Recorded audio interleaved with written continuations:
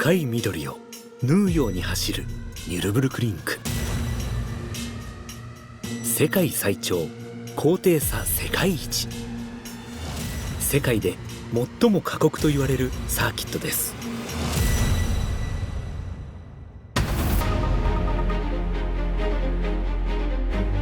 親しみを込めニュルと呼ばれるこの地では、年に1回24時間の耐久レースが行われます。無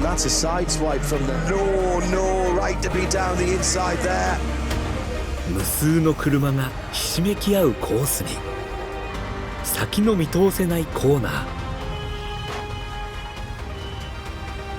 ー。なぜこの過酷な道に挑むのか。そこには森蔵選手が掲げる原点がありました。当初のニュル参戦のような活動をもう一回感じてもらい、もっといい車作りの原点とは一体どういうものだったんだろう。一緒にいたメンバーと走れてよかったです。長い過酷な戦いの先に見えたものは、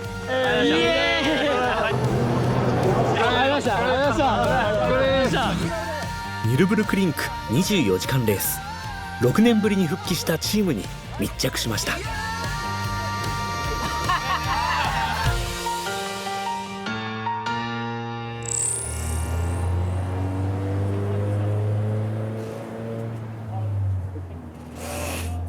2025年ニュルへの挑戦が始まります。今日はですね、茂木のサーキットにやってきました。これからニュルに向けて初めてのテスト走行が行われます。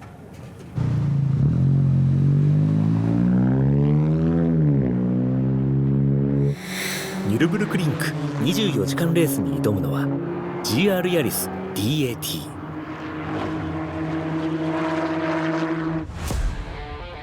ダイレクトオートマチックトランスミッションというシステムで、プロドライバーがシフトチェンジをするように自動でギアを変えてくれるオートマチック車です。マニュアルが運転できなくても気軽にモータースポーツに参戦できるよう、国内のラリーやレースで開発が続けられてきました。この GR ヤリスの DAT で勝負するっていうのはどんな意味があるんですか？そうですね、DAT 自体が多分24時間を走ったことないと思いますし、市販車に向けたいろんなアイテムを入れてるので、すごくいい挑戦だと思います。またニュルというのが普通のこの辺の今日の茂木とかと違ってフラットなサーキットじゃないので、24時間レース走ると地上の3年分ぐらいの負荷がかかるって言われているんですね。たった24時間、はい、そういうところに、挑戦できるっていうのはGR ヤリスの強さだったり良さだったり、また改善点だったりというのをまだニュルが教えてくれるのかなと思うので。いいよ、確実にね、全然いい、慌てなくていい。じゃあ変わりましょう。はい、関谷さんはニュルでの長い参戦経験があり、今回はチームのまとめ役を任されました。いや、もう本当にプレッシャーでしかないですよねもう絶対に最後までやっぱ走らせたいですし、やっぱり自分たちが今度次の世代にこう教えていくっていう面も含めて続けていくっていうのがすごく大事なことかなと思ってますんで、その両面でプレッシャーを感じながらやりたいなと思います。関谷さんにあるスタッフを紹介してもらいました。2人ともニュルに初参戦する新人メカニックです。この活動に参加してちょっと自身を磨きたいという、そういう思いで、したです。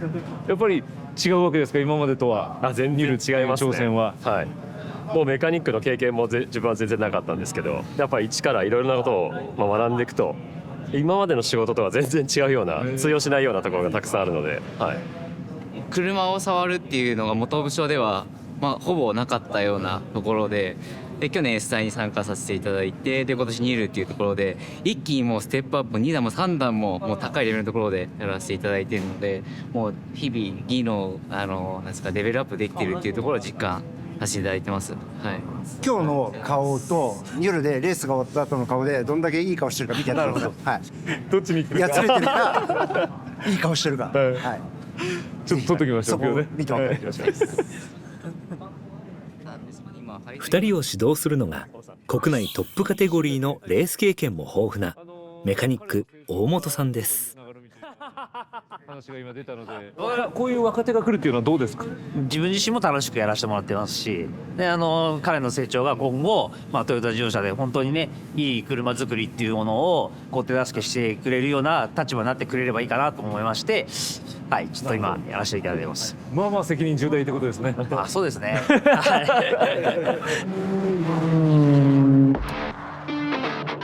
ニュルに向けての初テストにもかかわらずトラブルもなく GR ヤリスは順調に走り続けます。そして辺りは真っ暗になりました。ニルでは24時間に挑戦するということもありまして、このように暗い中ヘッドライトのテストを続けています。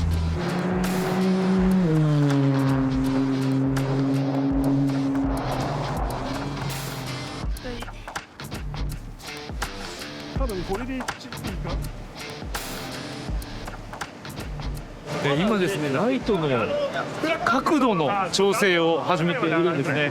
でこうやって内側ドライバーで回しながら角度を調整しているんですね。あ、上になってきた角度がほらほら少しずつ上に上がってる。ね、微妙な角度の調整をしています。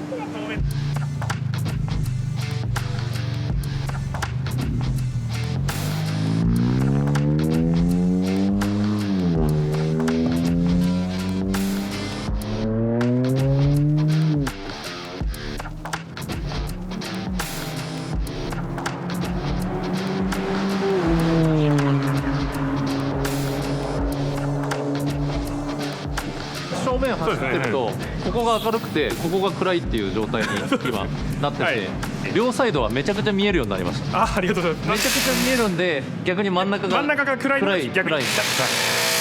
なるほど。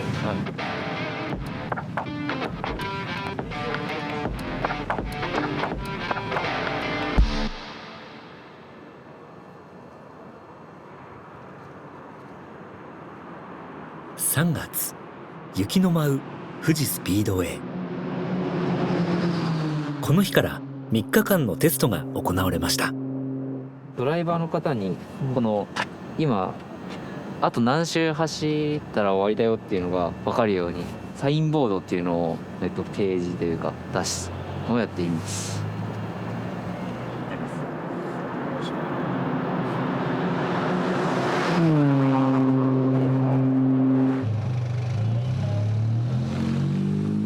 雪は次第に強まり、サーキットは真っ白に。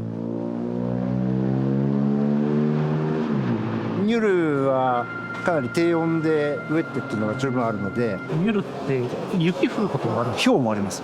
はい、このくらいだと多分走らせたんじゃないかな。はい、止まりたかったら勝手に止まりなって52という、はい、なので、これはこれでいいデータが取れてます。はい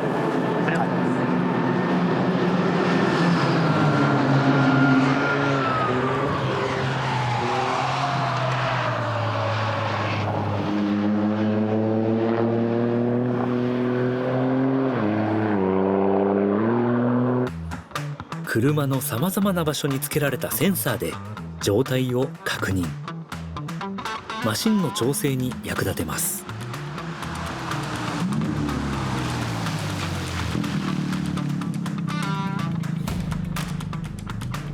この雪で新たに見つかった課題も。雪があんまり雪の時走行しないので、フロントの吸気口からみぞれが入り込んでいました。本当はドライでもっと車に負荷かけて、いろんなところ壊れないかのチェックとかもやりたかったですけど、はい、こんな天気でもだからこんな天気だからこそのテストができてる、これはこれでよかった。とりあえず国内でニュルのことをイメージしながらできることはほぼできてるかなとは思ってます。はい、ただ向こうに行ってみたら多分またいろんな問題も出ると思うし、最終調整を向こうでやらなきゃいけない。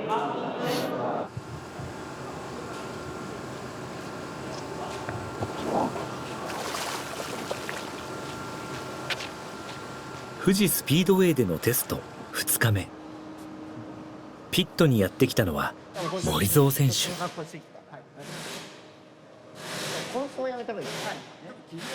マシンを見て一言。受け入れてくれるかな。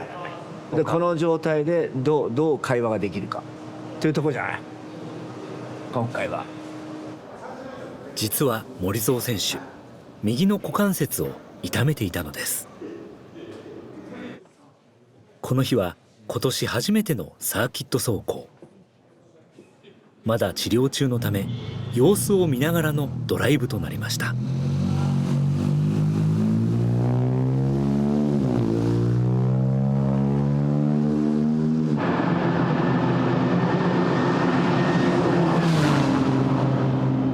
モータースポーツではものすごい力でブレーキを踏み込みます。痛めていない左足でブレーキを踏み、感触を確かめるように走ります。車との会話の前に今日は自分との会話が8割だね。路面がどうだとかね、車がどうだとか、正直ねそういうところの感想は聞かれても正直は分かんないけど、こういう経験は逆に初めて。でも2割でもやっぱり乗れたっていうのは大きいっていうことですね。めちゃくちゃ大きい。それはね本当に大きいと思う。それなかったらね悪いけどニュルだったら自殺行為だよね。だと思う。それだけのコースですからね。それだけのコース。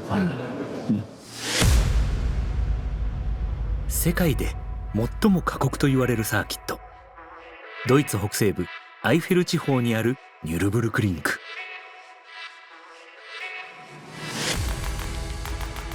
5.1 キロのグランプリコースと 20.8 キロノルドシュライフェと呼ばれる世界最長の北コースからなり、高低差もおよそ300メートルと世界最大。このニュルの象徴ノルドシュライフェは1927年広大な森を縫うようにして作られました。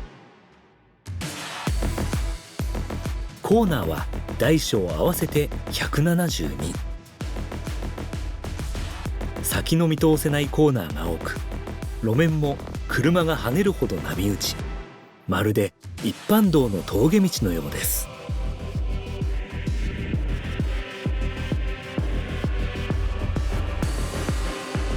そのためニュルで鍛えた車はどの道を走っても壊れないと言われ、車両開発の聖地として多くの自動車メーカーが集うようになりました。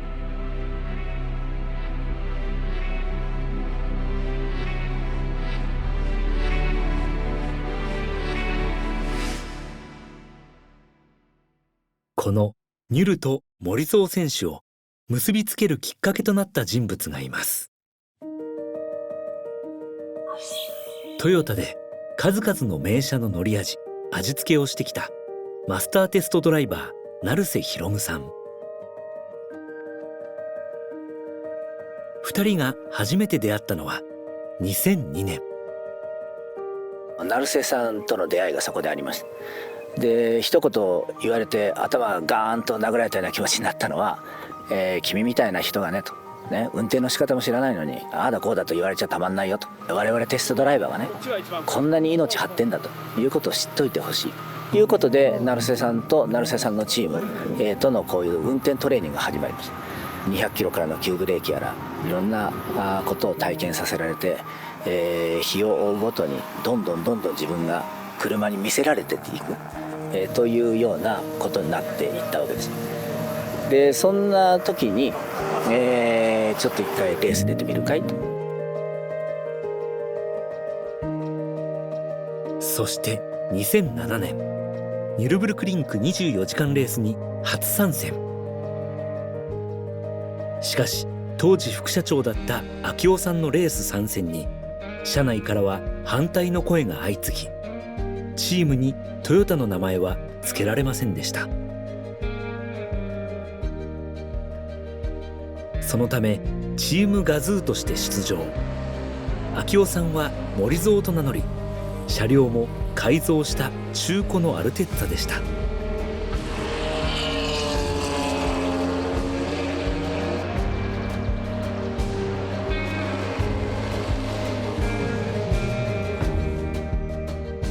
最後のドライバーは成瀬さんと森蔵選手。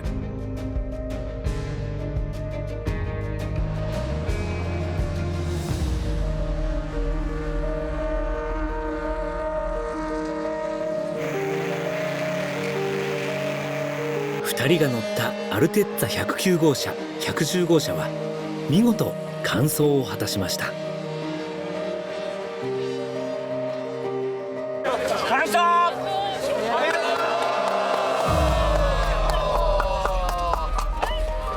初めてのニュル振り返ってどうですか？みんなのおかげ、本当にありがとうございました。もうね、言葉が出ないぐらい、最後の週はね、涙で前が見えませんでした。ありがとうございました。どういうチームでしたか、このチームは？最高ですね。全員が主役。予想通り。何一つ間違ってません。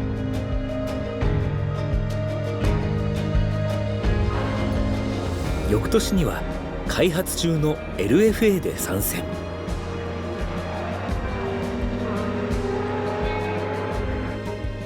チーフメカニックを務めたのが関谷さんでした。ニュルで車を鍛える車両開発と技術伝承のための人材育成が始まりました。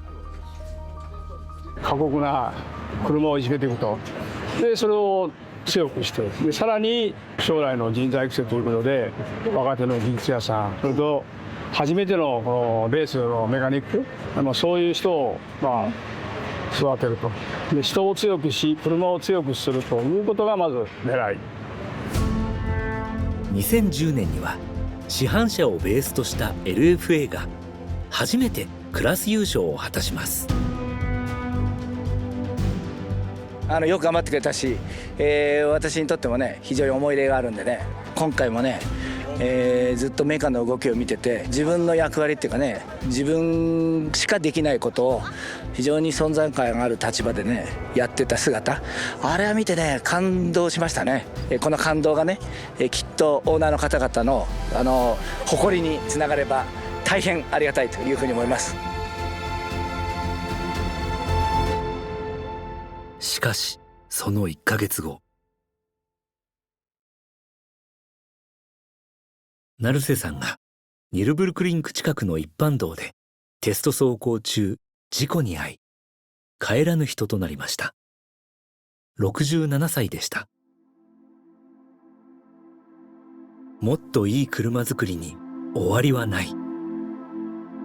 森蔵さんは意志を継ぎ、その後もニュルへの挑戦を続けます。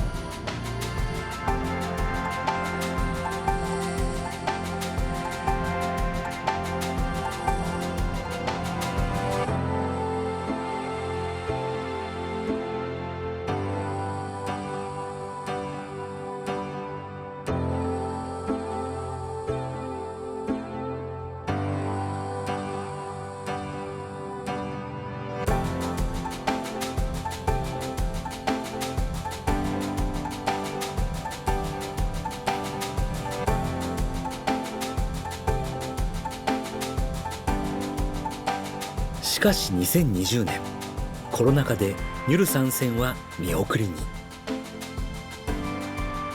舞台を国内のスーパー耐久に移し、ルーキーレーシングとして GR ヤリス、水素エンジンカローラを鍛えてきました。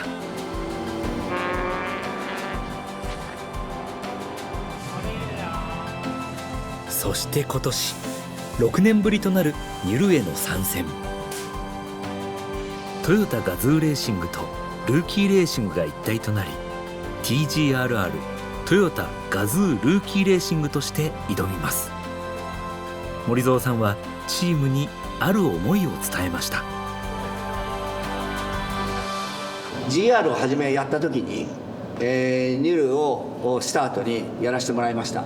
GR がどんどん大きくなる中でやっぱりその GR の初めのニュルの原点、というのがちょっとね忘れられてるというか、ちょっと思い出す必要性もあるのかなと思って、当初のニュル参戦のような活動をもう一回感じてもらい共感してもらい、そして技能のみならず気持ちの伝承をしていきたいなというふうに思ってます。ですからそういう意味で今年2025年はね今までのそのもっといい車作りに加えてもっといい車作りの原点とは一体どういうものだったんだろうというところもねこういうもんですよっていうことは僕は最後まで言わないと思います。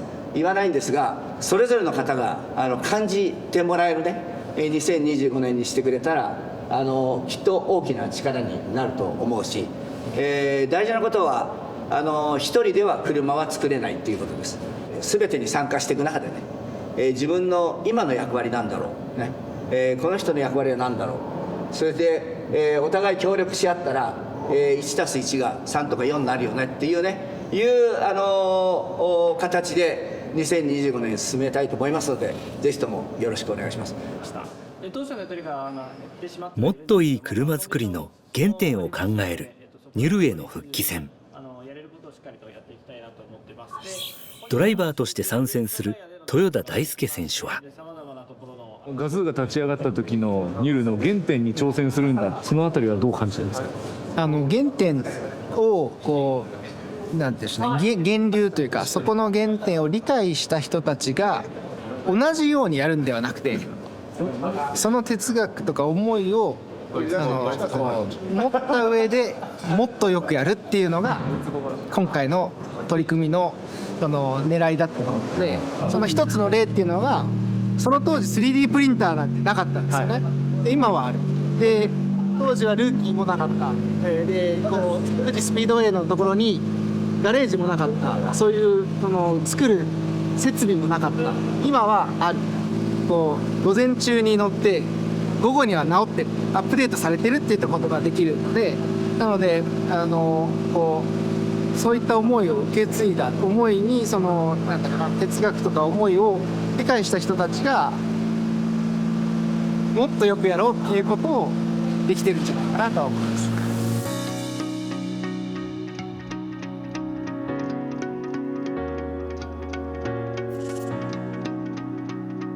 富士スピードウェイでのテストが終わり、ガレージでは作業が続けられていました。ドライバーからの意見を聞き、設計と開発を行うチーフエンジニアの久富さん。過酷なニュルでも安全にかつ快適に走れる車を目指し改善を続けます。このインテークダクトのところで水だとかは落ちてくれるんですけど、ちょっとみぞれ混じりの中途半端に重いものはそのまま入ってしまって凍りついてしまったと、課題の一つとして見つけたんで、そこはしっかり対策して欧州に持っていって、どんな環境でも安全に走れる車を作りたいなと思ってます。そこで新たに 3D プリンターでカバーを作成。でガムテープで塞いでたんですけど、ただずっとガムテープで走るっていうのもなかなか寂しいものがあるので、カバーを作ろうと、これは本当に現場力で作ってもらいました。助けられたって感じです。こうしたエンジニアやドライバーの要望を実際に形にするのがメカニックです。いかに24時間楽に運転してもらえるかっていうところが今回やったことの大きなところですね。このスイッチ系が普段この辺をこう持って運転するんですけど、スイッチが下にありすぎると手が離れてこうなっちゃうので、なるべくこの上にしてほしいっていうので、以前この辺にあったスイッチを極力上の方に上げてもらうっていう作業をして、これもドライバーがいかにこうしょっちゅう触るようなところを大きく手を離さないでも操作できるように、アクセルペダルも縦壁、右側に縦壁があるんですけど、右足をそこに預けれるので楽に運転ができるので、それも今回この縦壁を作ったので、日本の24時間でもそうですけど、いかにドライバーが快適に運転できるかっていうところが、走りの速さとかにも関わってくるので、ドライバーが中で操作するところをいかにもっと楽にできるかっていうのをメインで修正改善してます、はい。ガレージにはもう1台の GR ヤリスも。一応、スペアカーということで、作ってます。不測の事態に対してどれだけ準備ができるかというところで、トライさせてもらってます。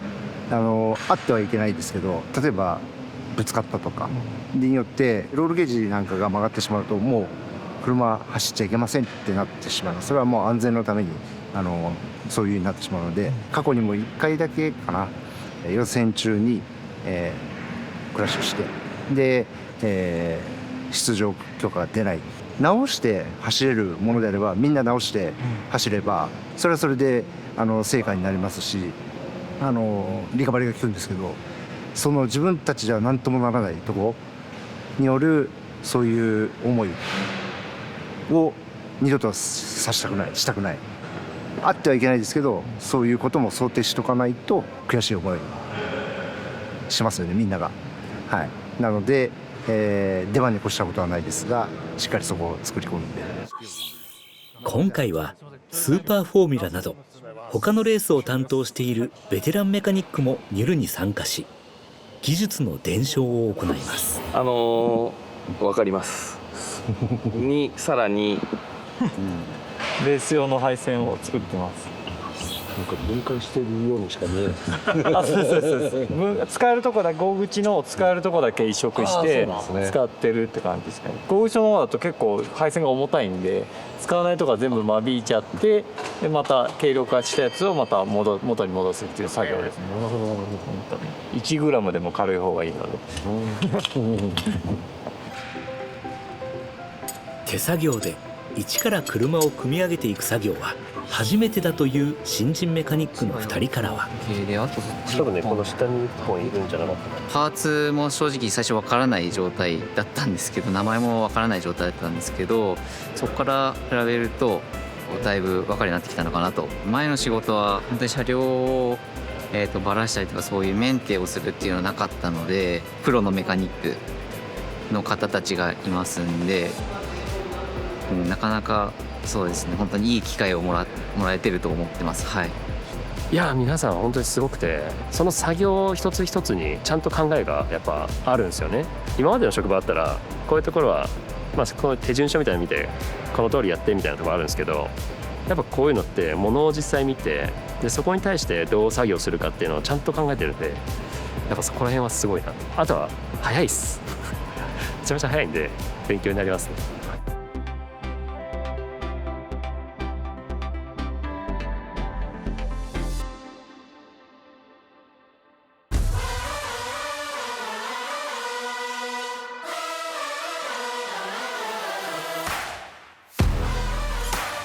4月、チームはニュルブルクリンクへ。前哨戦として4時間耐久レースに参戦しました。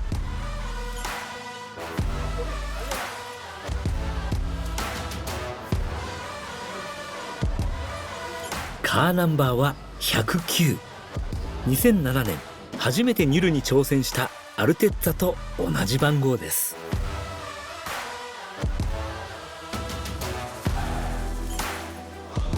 こちらがですね、ニュルのピットなんですね。 TGRR が入ってます。中に入ってます。他の会社キャンデルの車もあるんですね。こっち右側が TGRR なんですけれども、ご覧のように成瀬さんの写真があります。成瀬さんがこう皆さんの仕事ぶりを見つめているような表情ですね。メカニックもね話していますね。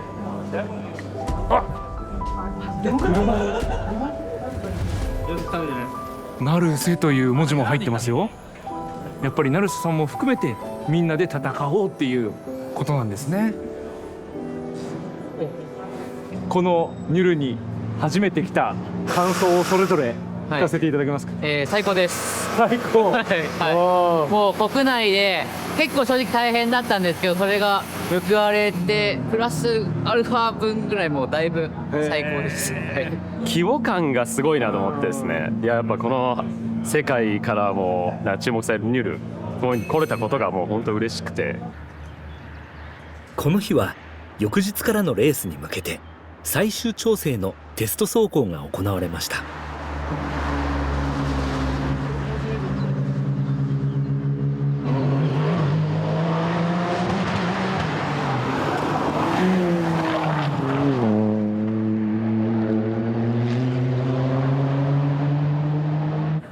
終了後、メカニックが行っていたのは今からピット練習です。本番を想定してメカの動きに目を光らせているのは平田さん。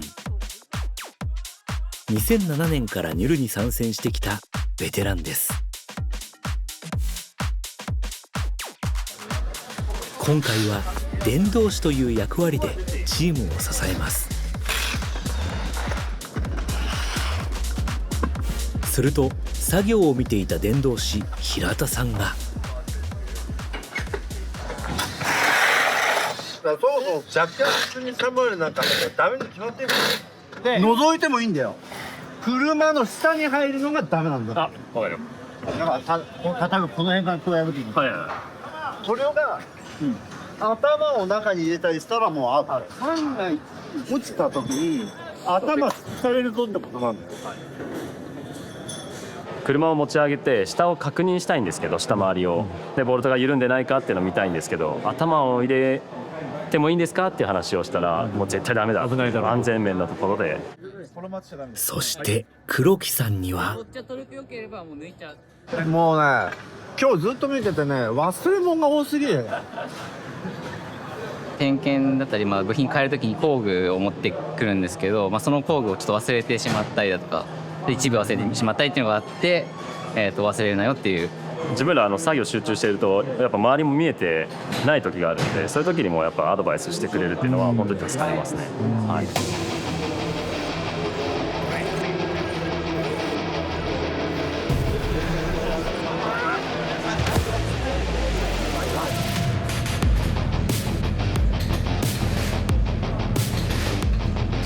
GR ヤリス DAT にとっては初となるニュルでのレース走行。カーナンバー109、そして不測の事態に備え準備したスペアカーカーナンバー382がコースへと向かいます。車のデータを見ながら無線でドライバーとやり取りする久富さんは、各コースのコーナー名がドイツ語表記だと読めないんで、コーナー名と同時にカタカナとかで振ってもらったりとか、あとはその走行動画の絵をちょっと貼っといてもらって、ドライバーさんと共通の認識を持てるように使ってますね。普段は確かにコーナー数そんな多くないんでスッて覚えられるんですけど、後半さすがに厳しいです。24時間にはまでにはなんとか覚えます。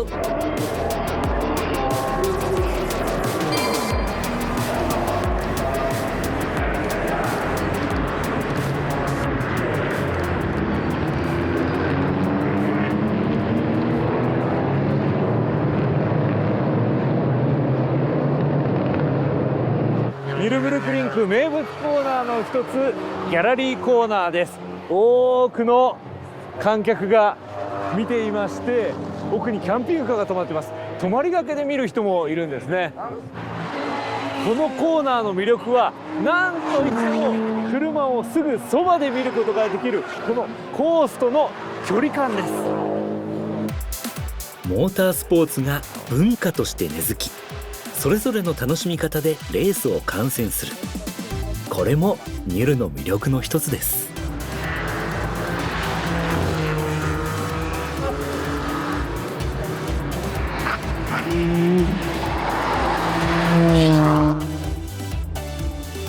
ピットでは車の調整をメインで担ってきた大島選手から森蔵選手へステアリングを託します。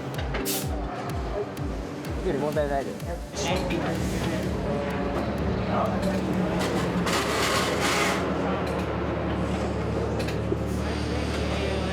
まだ右の股関節に痛みを抱えたままですが、目標の4周およそ100キロを目指しコースイン。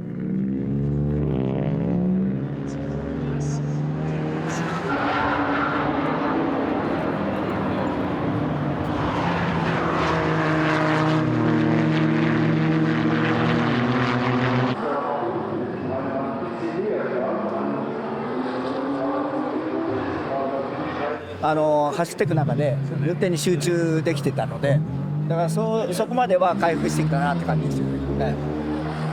道と会話、車と会話、自分の体と会話、そういう車と会話の部分が増えたかなという感じですね。車に成瀬さんの文字もついてる、はい、その車で運転されたっていうのは、特にこのニュルを走るときはね、一緒に走ってる感じありますね。はい。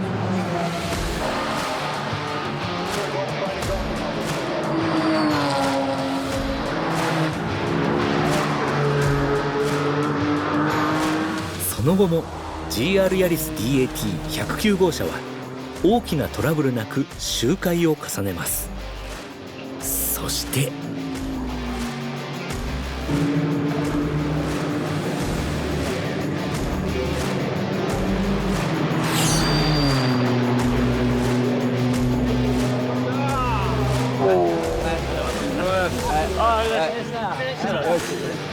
車を作って最初から作ってくれた子たちはほっとしたというか、やっぱ嬉しいですよね。今まで散々トラブルいっぱいだったのが。はい、それでは全員揃ったということですね。実は自分自身、ここへ来るまで、めちゃくちゃプレッシャーを感じておりました。来週ぐらいに私69になりますけど、この1週間、本当にこのニュールが完走できるのかどうか、というのを本当に不安でした。やっぱり皆さんがね、持ち場で、いろいろその家庭的でありプロフェッショナルなね、このルーキーレーシング、のその字を出してくれたこと、そしてその全てが、モータースポーツを起点にしたもっといい車作りにつながっているというのを私自身のみならずみんながね実感してくれてること、これがですね今回無事に走らせてくれた一番の理由だったんじゃないのかなというふうに思います。私のバックに成瀬さんのレーシングスーツ、そしてここには成瀬さんという、師匠を置きながら今この新しいメンバーと共にね、新たに、このニュール活動をやっていきたいというふうに宣言させていただいて、24時間レースを今後迎えるにあたり、最後皆さんへ御礼を申し上げたいと思います。ありがとうございました。ありがとうございました。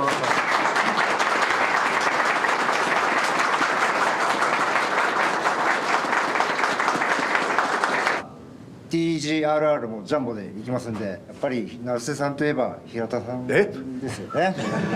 皆さんどうでしょうか。いいですよね。平田さんでワンチャンジャンボ。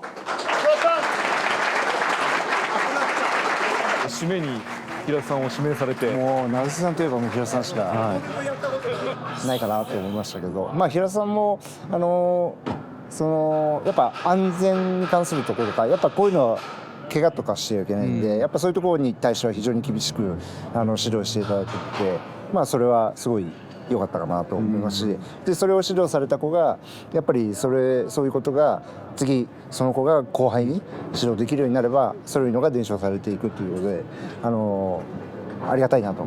平田さんも結構厳しいことをね、そうですね、言ってらっしゃいましたね。サーキットに来ると血が出ますよね。ねえ、はい、ユルブルクリンクから車で1時間、ケルンにあるトヨタガズーレーシングヨーロッパ。ここで新たに出た課題の改善が行われていました。安全で快適な操作ができるようハンドルのスイッチの場所を変更。24時間無事に走りきれるよう思いを込めて車を組み上げていきました。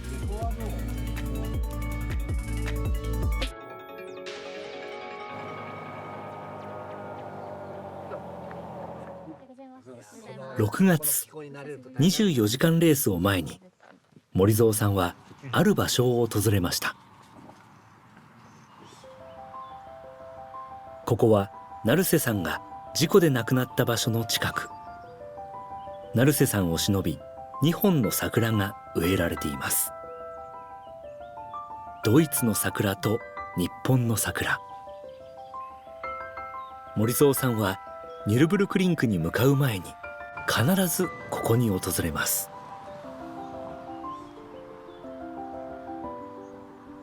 我々のニュル2025が始まります。ニュルに初挑戦したのが2007年。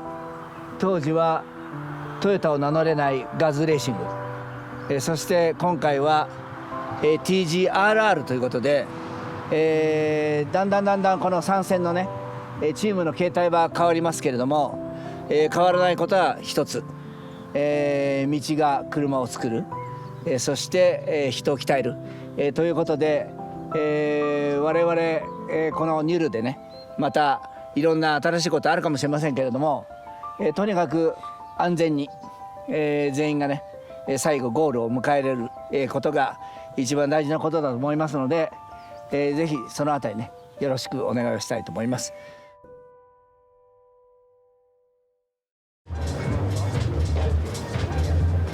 街も次第に賑やかになってきました。伝統の24時間レースを見るため今年は28万人が訪れたそうです。高まる雰囲気に新人メカニック2人はいよいよ、24時間耐久レース目前に迫ってきました、けれどもなんか心なしかいつもよりちょっとあれじゃないですか、表情が硬いんじゃないですかいや心なしか心なし緊張してます。やっぱしてるんだ。不安とドキドキとワクワクが多分入り混じってるのかなっていう感じがします。何かがあっちゃうとちょっと良くない、ちょっと気持ちも切り替えて、やってます。声もちっちゃくなってますよいつもよりグータッチのポーズして待ってますから、よかったら終わった時にグータッチしてください。でちょっと自分たちダメだったなと思ったらそのまま素通りしてくださいね、それでいきましょう今回。わかりました。じゃあ頑張ってください。まずこれはスタートですから、お願いします。ありがとうございます。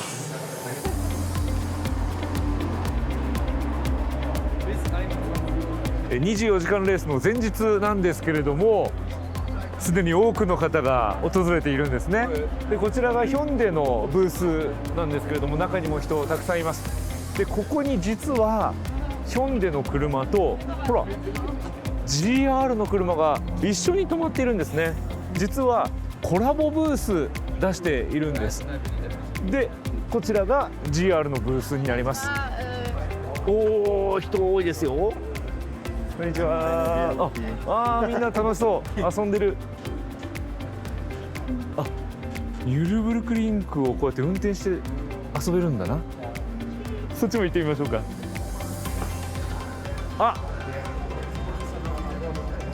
ここにはミッドシップのヤリス置いてありますよ。やっぱ注目ね集めてますね。ほらみんなやっぱりミッドシップだから興味津々なんだね。もう一つ目玉があるんです。それがこのダイムラートラックですね。見てください。ここに書いてあるサインはダイムラートラックのカリン CEO が書いたものなんですね。カリンさんがなぜここにサインを書くことになったのか、こちらご覧ください。カリンさんといえばこの数日前、商用車の未来のために三菱ふそう、日野、ダイムラートラック、トヨタの4社協業会見に出席していたダイムラートラックの CEO。 そんなカリンさん、秋夫さんとある約束をしていたんです。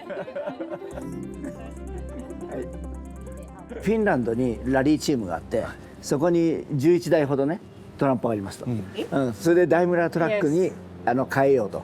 その代わりカニーさんのお仕事はその1号車にサインをしてくださいってことなんです。それでここにいるんです。まだじゃあサインしてないんですね。さらにそのうち1台を FCEV 水素を使った燃料電池トラックにすることも決定。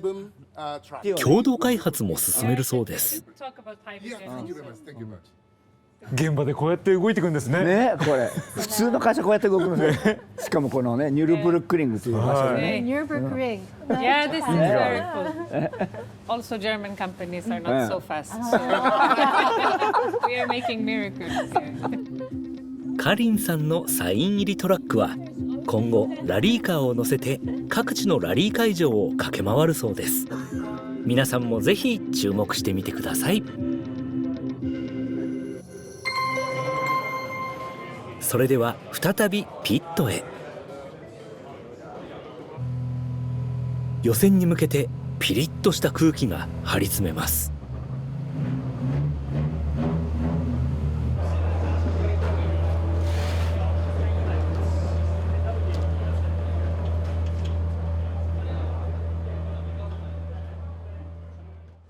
6年ぶりのニュルブルクリンク24時間耐久レース予選が始まりました。これから森蔵さんが乗り込んで予選を走ります。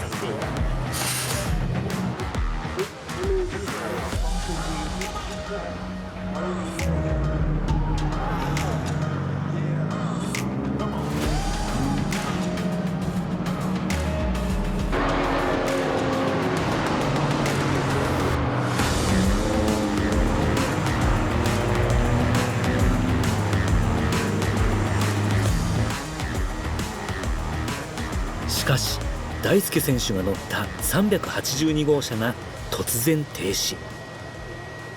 何があったんでしょうか。途中で止まってしまったのは簡単に言うとガス欠状態。もしクラッシュした場合にエンジンが飛んでったり車から離れてしまった時に燃料のラインをカットする装置が設けてます。このワイヤーをエンジン側につけてエンジンが飛んでったらこのワイヤーに先についているのが外れたっていう風に外れるのでこれ以上燃料が送られないので火災を防止できる。想定を超えてエンジンがロール方向に動いたってことですかっていうところでまさかでした。ちょっと想定が甘かったっていうところがあります。道が車を鍛えるってこういうことなんですね。まさにそうですね。そしてそれにまた気づかされて僕らも鍛えられるっていう感じですね。さらに109号車にはフロントガラスにひびが。 TGRE の方とかの対応がすごく早くて、ガラスももうすぐ手配してくれてこれで交換できるってなったのでかなりね日本からすると遠い場所で戦ってるって思うんですけど、でも TGRE があるからこそなんかセミホームみたいな。はい、何かあったらここでは TGR に頼るじゃないですけど、TGR のメンバーがいてくれるから安心して作業ができるってところはやっぱ大きいですね。本当に感謝ですし、一人じゃ車作りできないって言われてるやつ、本当にいろんなところから力貸してもらわないとできないなっていうところがあるし、いてくれてよかったなっていうところがあります。24時間レース決勝の前夜、ピットウォークが始まり、コースには観客の姿も。お酒を飲んだり落書きをしたりと、これもニュルの文化なんだとか。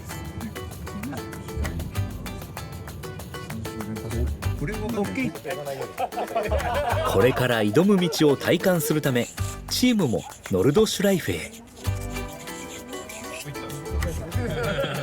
本当だ。降り立ったの初めてじゃないですか。あ、そうです。コースに。はい。すごい。いや、これがニュルかっていう。絶対完走するっていう気持ちで、はい、自分の役目を、しっかり果たして、やっていきます。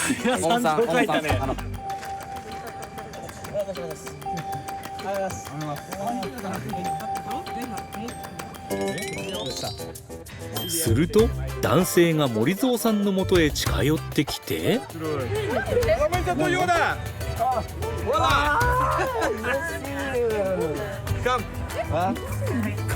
実はこの男性、2012年に森蔵さんからこのポロシャツをもらって今も大事に着ているというんです。2012?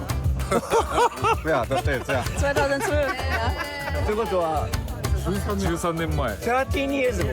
Ja. 13 Jahre. Good quality. はいチーズ。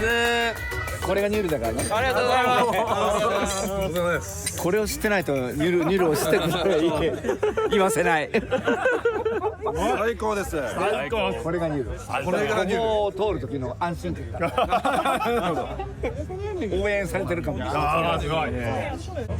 We was famous for the いや本当年々ここでどんどん友達が増えていくんだっていう話をそう聞いてました。じゃあニュルのことをそうちょっと多分そんなことを言ってたと思うんですけど、そうやっぱこういうカルチャーすごいですね。最高です。最高ですよ。本当にあっちから本当頑張りました。ありがとうございます。ちゃんと改心して明日から頑張ります。改心して。おはようございます。決勝の朝、森蔵選手がチームに語りかけました。皆さんおはようございます。2025年我々のニュルへの挑戦が、始まります。2007年初挑戦から18年、はじめ森蔵という名前は世の中から豊田章男を消すための名前でした。やれ道楽だ、やれ危険を顧みない、というところがスタートでしたので、森蔵というのは隠し留めの名前だったんです。トヨタはその時モータースポーツは F1 一本足打法ということで全てのレースから撤退、トヨタのリソーセスも全て F1 に集中ということが決まりかけた時に、裏番組でやってたのがこの隠れ蓑の森蔵と成瀬博夢のニュルの活動でした。成瀬さんは、当時まだ、副社長であった私がひょっとしたらトップになるかもしれない、トップになったら本当に車が分かってる、人がトップになればトヨタの商品は変わるんじゃないか、ということで、会社は全くの応援をしない中、この裏番組でニュルの活動をしてきました。今朝私の部屋のドアノブに一つの新聞が掲げられました。そこには GR ヤリスの見出しとともに、トヨタはニュルに帰ってきた、第二の故郷にお帰りなさいと。こんな嬉しいことはありません。今森蔵は自分を隠すためではなく、モータースポーツを引っ張る人間に、として期待をされ始めたと思います。本当に皆さん連れてきてくれてありがとう。そしてなんとか森蔵、体は間に合ったと思います。そして今まで一緒に戦ってきてくれてありがとう。今日4時スタートで24時間の戦いが始まります、ね、ぜひ完走というね、そのみんなでやった一つの成果物を取りに行きたいというふうに思いますので、よろしくお願いします。じゃあ皆さん最後まで諦めずに完走を目指して頑張りましょう。いきます。ワンチームジャンプ。よろしくお願いします。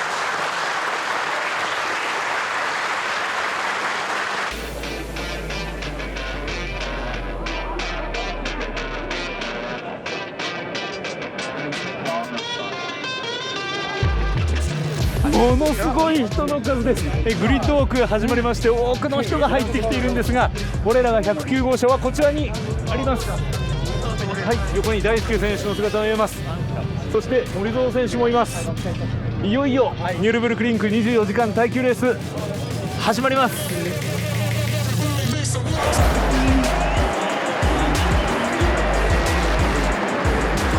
は午後4時、24時間の戦いがスタートしました。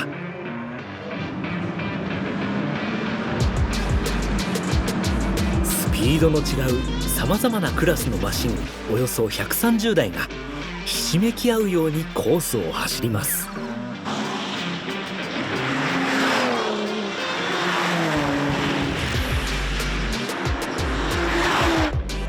共に戦うカーナンバー 110GR スープラも快調に走り続けます。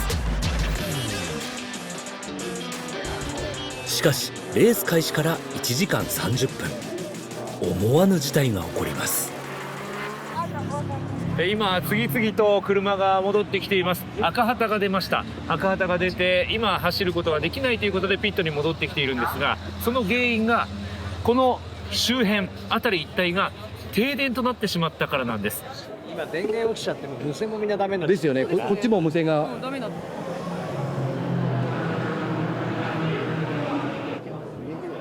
ピット内も真っ暗に。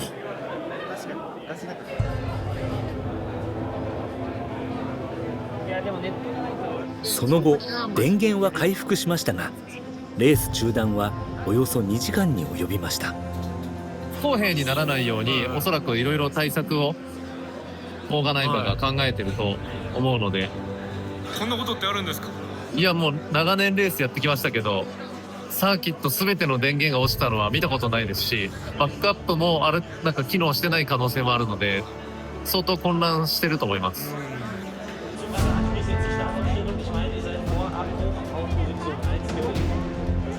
再びグリッドに各社が並び、レースが再開されます。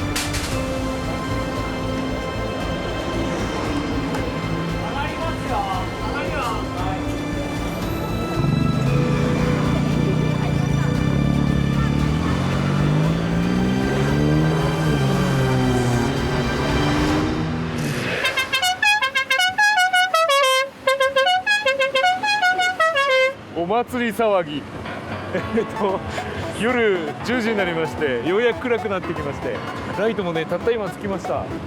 でもこの人の数ですからね、子供もいるし。何これ、仮設の店舗、ビールですよね。ここでお店出してビール飲みながら観戦できるようになってんだ。コースすぐそこなのにここでテレビ見るんですね。はーいすごい、この暖炉、ニュルブルクリンクのコースになってる穴がおしゃれ。あの上もそうじゃん、だってほらねえ、すごいな。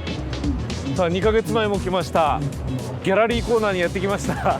ここも全然違うな。ここですね、ギャラリーコーナー。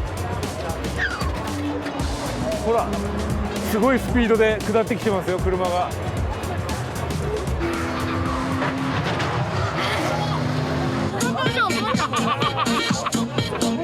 ニュルブルクリンクの名所の一つ、ギャラリーコーナーはこの人だかり。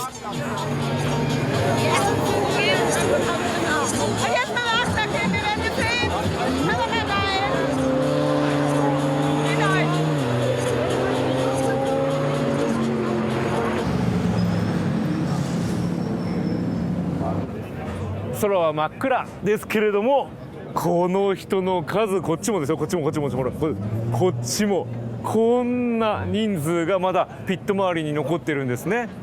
午前0時過ぎてるんです。それでも皆さん帰らないんですね。ちょっとピットの中も見に行きましょうか。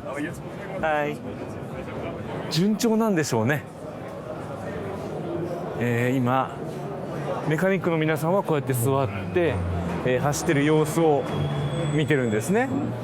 でそして次走る石浦さんがこちらでチェックされてますね。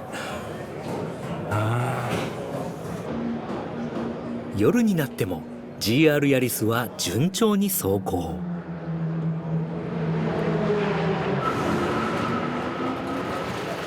ピット作業もミスなく確実に行われていきます。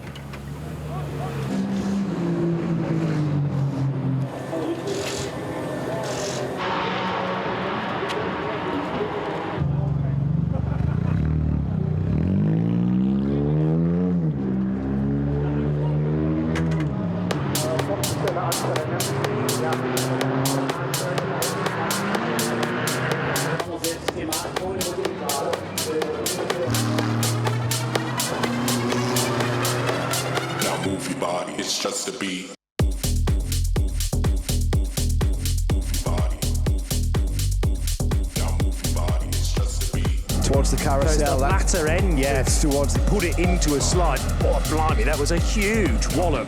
決勝2日目、激しいクラッシュが相次ぎ、レースは50台近くがリタイアする荒れ模様。 This was a 54. That run up towards Brunchen, and that's a side swipe from the 303 is the Hyundai Motorsport. This is the Asia Pacific car. Oh, yeah. No. Yeah. With the strikes on, no, Estra had no right to be down the inside there. BMW had the bounce that I saw, that I thought was a hit on the BMW. そんな中、GR ヤリス109号車は着実に周回を重ねていきます。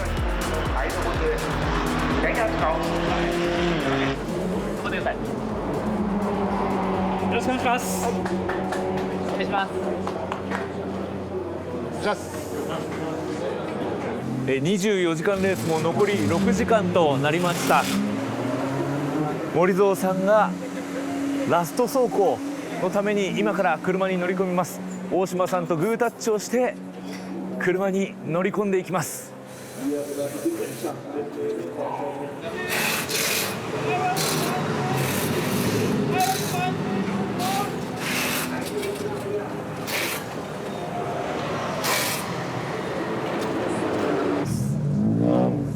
さあ森蔵さん、夜24時間ラストランです。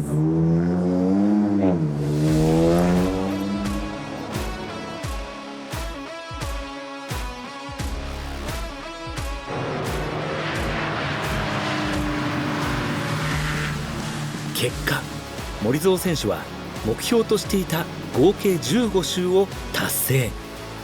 ニュルの厳しい道をおよそ370キロも走り切りました。びっくりするぐらい最後森蔵さんが速くなって、先導もだんだん疲れるようになってきました。ありがとうございました。15周達成が嬉しい。109号車最後のドライバーは大輔選手。ピットで見守ります。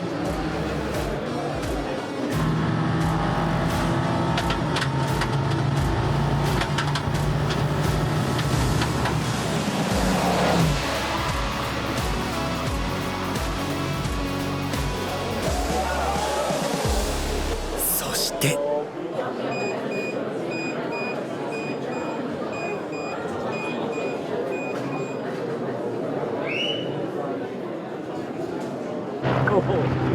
これはありがたい。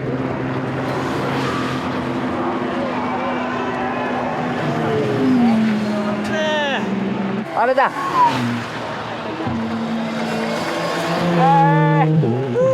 車が来ました。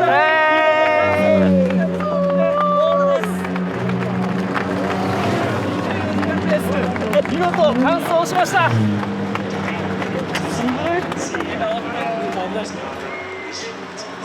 森蔵さん感想です。はい。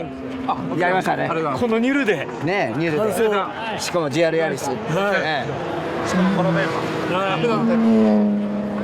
成瀬さんなんて言ってるかな。見てますね。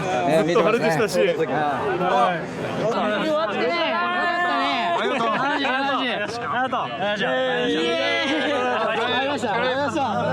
れ様でした。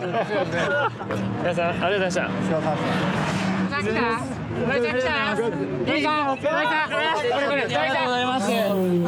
うございました。よかったよかった。よかったです。みんなの頑張りが成果出たよかったよ。今何見てたんですか？いやみんなが喜んでる姿が嬉しくて。やってきてよかったことでした。最高です。率直な感想はいかがですか？いやーね、よくできたなと思いますよね。もうね、自分がそう乗れる状態じゃなかったからね。だからだけど今までで一番長く乗ったし。そうですね。15周乗りました。はい。それに今までとはちょっと違う立場で乗れたし、一ドライバーに徹させてくれたから。乗りながら車とはどんな対話をされたんですか？いや、いろいろあってね。成瀬さんとの会話。まあね、森蔵の運転どうですか？って聞いてみたんです。そしたらね、俺は何と言ったか覚えてるかって言われた。これ以上運転上手くなったらね、いい車か悪い車か分かんないぞ。よく成瀬さん言われてた。だけどいい車ってことは分かりますよ。なるほど。という会話と、あの時ね、18年前成瀬さんと僕がね、あのチームで出たことから考えるとね、このワンチームを成瀬さんが想像したかとか考えられなかったですね。考えられないと思う、これは。だからこの2つだね、素直な感想は。大輔さんの走りを見ていかがでした？いやー、すごいね。いや、すごいと思う。47周ですか？そう。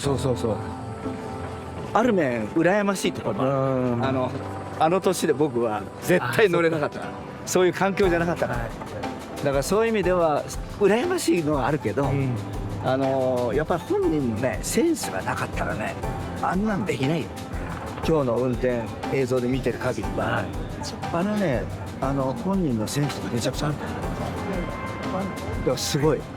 プロが3人いたみたいな感じなんだ。今回森蔵さんがみんなに原点を知ってもらいたいと言っていましたけども、大輔さんにとって今回何を感じましたか？自分も2010年に初めてここ来て、まさか走るとは思わなかったんで、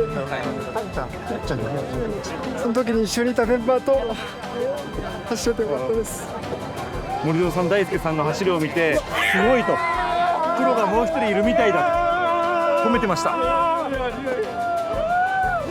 自分はプロじゃないので、ジェントルマンとして自分のやるべきことをやるっていうことで、みんなのもっといい車作り、モータースポーツを今度もっといい車作りをやる一人のちょっとこれ気をつけてください。こっち役割としてできればなとは思います。笑顔で、じゃあこっちカメラ笑顔でお願いします。はい、撮ります。はい。どうだろう。いろんな意味で長かった。お疲れ様。どうだろう。お疲れ様でした。お疲れ様でした。どうでした？いや、もう本当に感動しました。自分らがやったことが、なんですかね、車壊しては直すってまさにこういうことなのかなって実感できました。実際に経験させていただいて、これをやっぱさっき、職場に持ち帰って、で後輩だったり、あと同僚先輩も含めて、伝えていきたいなと思います。表情が全然違う。でも始まる前と疲れが吹っ飛びました。そうですね。あんなこわばってたのに。そうですね。緊張してたんですね。緊張してたんですね。はい。いい笑顔してますよ。ありがとうございます。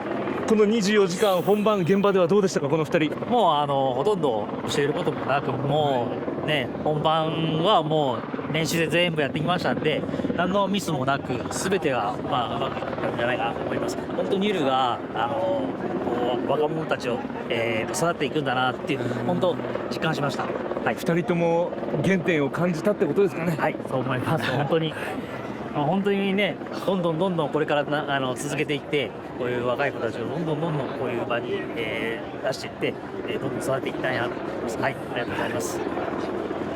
怒られませんでしたね。いろんな意味で長かったです。まずは長かったです。ここまで、やりきらせていただいて、でいろいろな方に助けていただいて、で作れた車っていうのが本当に自分の中でもすごい特別な車になりましたし、最高だなって思いました。メカニックの出来はどうでしたか。正直言いますと本当に最高のメンバーです。もういろんな意味で、いろんなことをやりたいだとかアイデアを出させていただいた時にまず断らないで絶対にどうにかしてやろうという気持ちでいろんな方々が助けてくれる、もうそんな仲間はもうめったにいないと思いました。今回ガズー、そしてルーキーレーシング、そして技術部、そしてプロのエンジニア、メカニック、ドライバー、これがねワンチームになったんですよ、ね、だからこれは本当に嬉しく思いますし、これが20年前やりたくてもできなかった、ねですからこれ本当に参加してくれてみんなで勝ち取った感想、本当にありがとうございました。そしてご苦労様でした。ありがとうございました。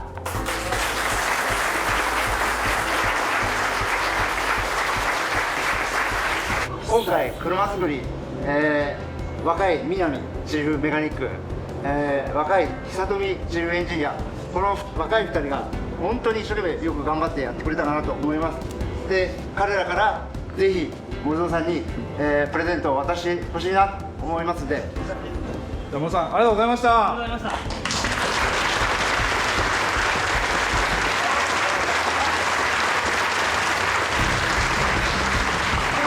た。